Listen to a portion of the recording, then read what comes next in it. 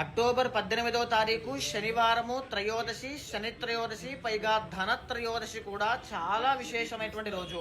ఆ రోజున ప్రతి ఒక్కరూ కూడా సాయంత్రం వేళ మీ ఇంట్లో సింహద్వారం దగ్గర కుడి వైపు రైట్ సైడ్ ఖచ్చితంగా గోధుమ పిండితో తయారు చేసినటువంటి ప్రమిదలో ఆవు నెయ్యి వేసి దీపం వెలిగించండి.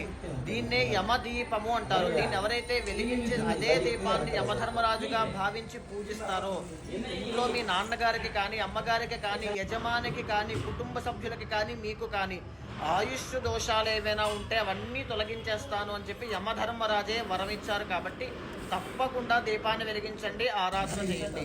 ఇక ఎడమ వైపున అదే రోజున సాయంత్రం వేళ రాగి చెంబు కానీ, రాగి బింది కానీ తీసుకుని అందులో నీళ్లు వేసి ఉత్తరేణి ఆకులు, తులసి ఆకులు వేసి ఆ బిందినే ధన్వంతరి స్వామిగా పూజించడం వల్ల ఇంట్లో దీర్ఘకాలిక ఆరోగ్య సమస్యలు రాకుండా ఇంటిల్లపాది ఐశ్వర్య